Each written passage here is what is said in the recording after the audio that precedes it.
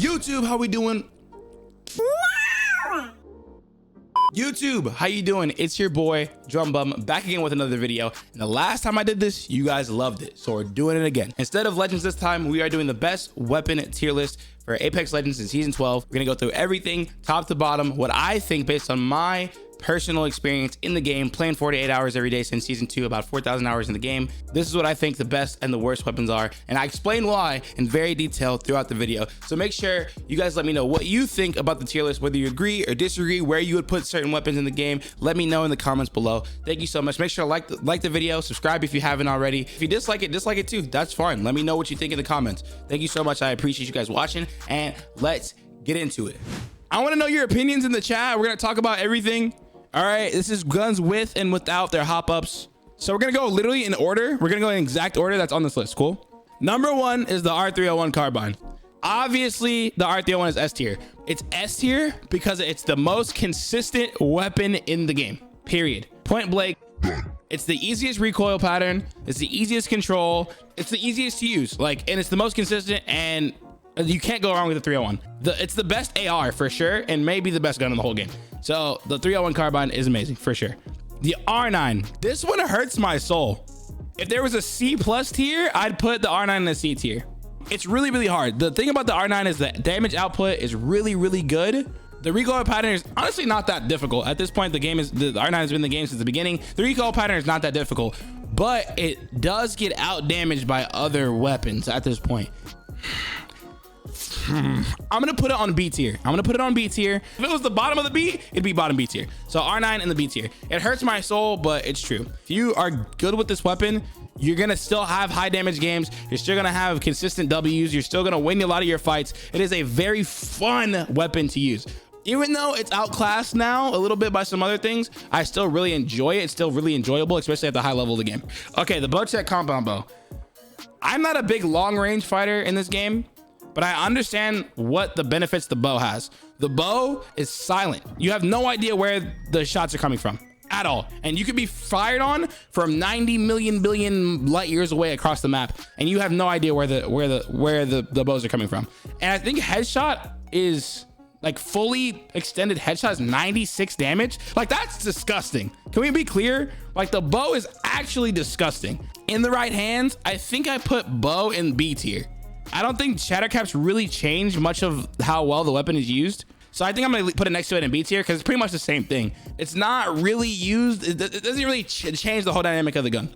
Now, Deadeye Tempo from Narnia might be A tier. When I say Narnia, I mean Deadeye Tempo, Bocek bow from across the map. Because not only are you getting the benefits of the bow being silent, doing so much damage from far away, you can aim it very, very well. It doesn't have any damage drop off. It's literally insane. With Deadeye Tempo, you now have the ability to do that even faster. So I think it does enhance the bow, and it kind of puts it in A tier. In the right hands, at the right distance, maybe in a third party or a poke fight, you kind of having the bow is pretty sturdy. The Car SMG, the newest weapon in Apex Legends. It hurts my heart to do it because the R9 is my baby and it is in the B tier, but the car is S tier. And if there was an S+ tier, I'd probably put it there too. Now let me explain. Does the car have a skill gap? Yes. Is the car a little bit difficult to use, especially at a medium or longer range? Yes. The damage output and the DPS, the damage per second, is so insane on this weapon that it's almost impossible to ignore that it's not S tier. The hipfire is immaculate. It has the best hipfire in the game, in my opinion. Better than the Flatline, better than the Alternator.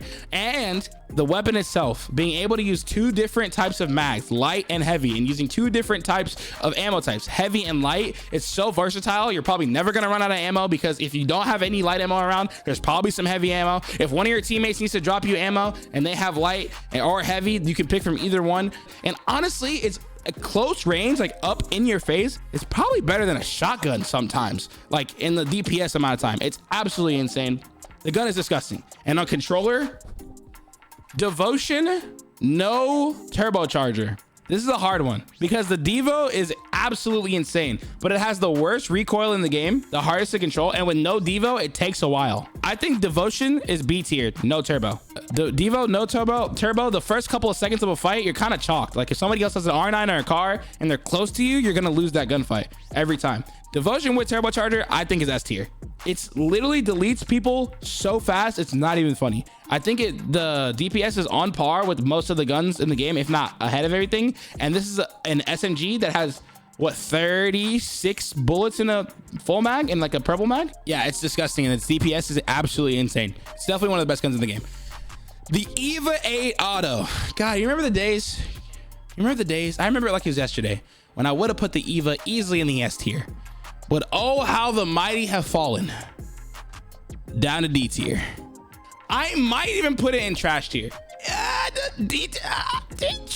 it's trash. It's trash tier. It's bad. The EVA got nerfed to oblivion. There was a point in time where the EVA, which is an auto shoddy, that spray pattern is in the shape of an 8, used to be disgusting. It was so good. Dude, with purple bolt, it almost made you feel invincible. Like you picked it up and you knew no matter what, I'm gonna win this close range fight, whatever happens. Now, yeah, it's like slapping somebody with wet marshmallows. It's terrible. It's very, very bad. Don't pick up the EVA. Don't. The Flatline. In my opinion, the Flatline last season, when it was on the floor, without a doubt, without hesitation, Flatline's S tier. Period. But it got nerfed by 1 damage per bullet, which really isn't that much difference. It doesn't make that much of a difference. But the biggest nerf, in my opinion, is the fact that it's now in the crafter. Now, some may say that's not a nerf because it means you know exactly where to get it and can get it every single game, no matter what. A lot of times I've been playing, I'm a Carrot Masters player. I've been playing a ton of ranked this split. I think I've ran the Flatline maybe twice out of all the games because it's just the fact that I have to craft that. I'd much rather use my crafting material on batteries, on upgrading my armor, on ammo, stuff like that, rather than crafting a complete weapon when I already have something like an R301 or a car in my hands. And so that's my thought for sure.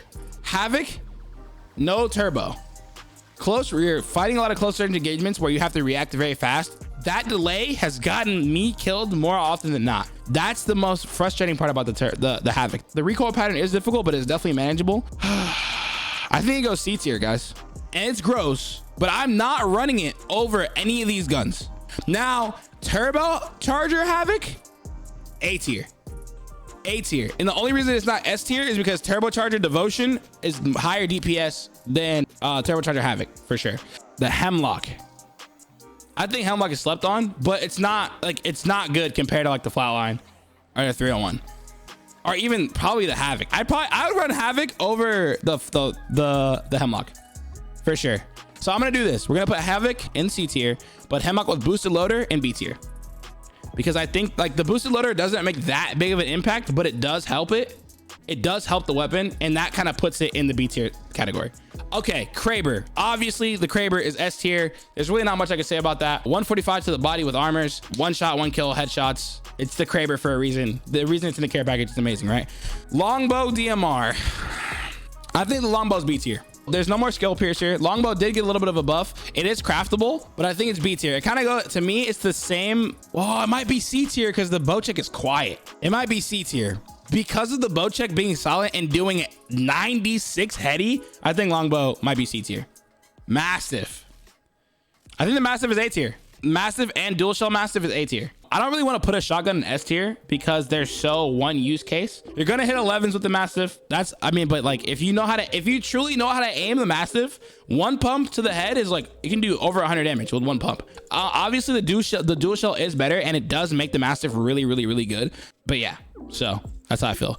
L-Star is D tier.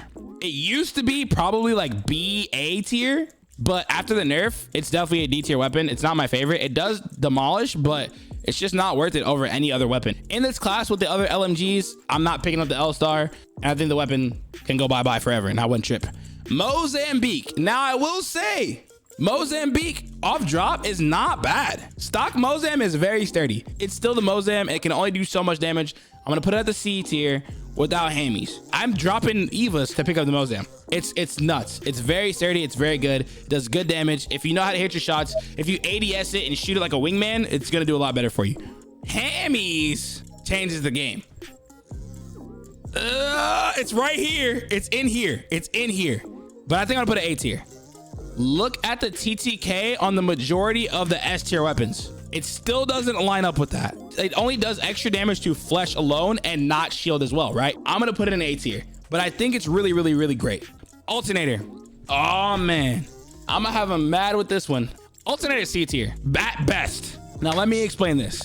The Alternator is easy. How slow that the bullets shoot, it's outgunned by so many guns over and over and over and over and over. There's literally no shot anybody believes the Alternator is better than the R9. You're lying and you're trolling, and I don't believe you. Yeah, there's no shot the Alternator is better than the R9. Not even close. Definitely not. P20 is definitely gonna go in D tier. I actually think the P20 is not that bad. Off drop, if you can hit every bullet with the P20, it does 18, I think, to the body or the head. It's really good. Every gun in the game beats it. Now P20 hammers is gonna go A tier. Yeah, it's got a little bit of a buff. It does more damage to shield. It's gonna shred through the shield and hit, and it's got, like, if you have a full clip, it's gonna shred on flesh, right? Between hammer, I never know which one to run. Hammer point Mozambique or hammer point P20. Either or, they both go really, really well. So Peacekeeper, A tier. In my opinion, the PK is the best shotgun in the game. PK and Mastiff are about the same. They're interchangeable. I think the PK has a little bit higher skill gap than the Mastiff does, but the PK is extremely, extremely powerful. Kinetic feeder, it does help it. It definitely does, make the PK better, but it doesn't really change the PK that much to boost it up a tier or anything like that. I can play a whole game with no kinetic loader and be happy. Prowler burst, okay? Now the Prowler is only in burst right now. Currently, there is no way to make it full auto again like it used to be. The Prowler is amazing on controller. The Prowler is incredible on the controller. It's terrifying. But Prowler is probably a B tier weapon in my opinion. If there was select fire back in the day, we're putting Prowler definitely at A tier. Rampage LMG. I want to do this personally, but is it true? Oh, no, it's not true. They don't have a version of charged up versus not charged up, so we're gonna obviously talk about the fact that it can do both. Rampage is probably A tier. I can outgun a Rampage that's not charged up, but if somebody who's talented at the game, has great aim and great abilities, and it's charged up, it's kind of almost unbeatable. It's terrifying. It can break doors. Please stop shooting me with it. Please. I would really appreciate that. RE45. I think base RE45 is a C+. The problem that the RE45 has on mouse and keyboard is that the ADS strafe speed doesn't get reduced for how fast the gun shoots. It's not hard, but it is very uncomfortable. I think I'm gonna put it right next to the Alternator. To me, they're about the same. Now, RE45 hammer points is disgusting, and we're definitely throwing that in A tier. This is the first time we've ever seen hammer points on an automatic weapon in the game, and it's a little scary if used in the right hands. G7 Scout. I mean, I think at this point we could put all care package weapons in S tier, because that's what they're good for. They're care package weapons. They're going to be there. They're disgusting. They're going to shred. They're going to have to do their jobs. They're very, very, very good. They're very, very good, obviously, because they're care package weapons. It should be. Spitfire is terrifying. Please stop shooting me with it. Sentinel can go anywhere. Sentinel's tough. Sentinel's tough.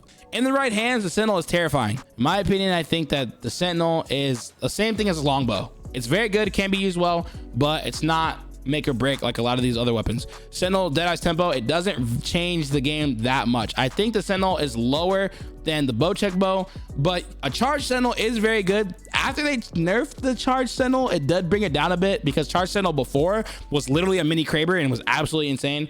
The Sentinel where it's at right now, it's kind of a C tier weapon. It's somewhere in the middle. Now you have to remember, C is not bad. It's just pretty much in the middle. So yeah, Wingman is S tier.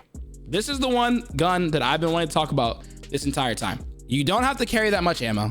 It's great long range, great medium range, and great up close. The reason that it's so skeptical is because it is a very difficult weapon to master, because of the way that the visual recoil pattern is for the gun when it kicks. The fact that it's a single fire weapon, you have to be very accurate. It is definitely a difficult weapon to use and to master, but when mastered and used, it's incredible. The boosted loader just bumps it up even higher, makes it even more usable because you have extra bullets, especially if you have a gold mag on it. It's just incredible. Wingman is definitely an S tier gun, and you can't deny it. The 30-30 repeater is the most slept on gun in the game, yet it is still C tier. It's versatile in the sense of long range and medium range damage weapons. It does a great job. It's pretty much a easier to use Wingman, but because it's slow reload time, the fact that guns like the Wingman exists, it pretty much brings the repeater way, way down. The shatter caps kind of doesn't really change anything at all. Dual shell doesn't really change the fact, no matter what, across the board, I think that the repeater right now is definitely a C tier weapon. Triple take. You can tell that I don't like snipers, but the triple take is very, very versatile. As a shotgun, I'm not going to run it over an actual shotgun like a Peacekeeper or Mastiff. And as a sniper, the Sentinel and the longbow and the bow check are way more accurate. So it's very difficult in my opinion where to put it. I think I'm gonna lay it because it has so much versatility and is usable in so many different ways. I think I'm gonna put it B tier. I think kinetic feeder doesn't really change it very much. I think it's the same. I think it goes B tier because of the versatility, but it's not the best. Next, we have the Volt SMG. Obviously, the Volt is in the care package right now. It's absolutely immaculate. It's incredible. It's definitely going in the S tier. And the charge rifle. I think the charge rifle is B tier. It can help your team. It does work in a phenomenal way when you use it from super far away. It does run on sniper ammo, and it uses a ton of ammo because it uses 3 ammo per beam, which takes a big toll on your ammo supply. It does a really good job at suppressing teams and stopping teams from pushing you. But there's so many weapons I would pick over the charge rifle every single day, and I personally don't like the charge rifle at all. And there it is. That is what I think the best weapons are in season 12 of Apex Legends, all the way listed from S tier to trash tier. Let me know what you think. I know you guys are going to argue in the comments, but that's the point of the video. I want to know what everybody thinks about the game and their experiences. Share them in the comments below. Thank you so much for taking time and watching this video. I know videos have slowed down a little bit, but we're going to ramp them back up, start grinding. We're getting so close to 2K subscribers. So make sure if you enjoy me, enjoy the content, and you want more, hit the subscribe button. Thank you guys so much. Have a beautiful day because you deserve it. Peace.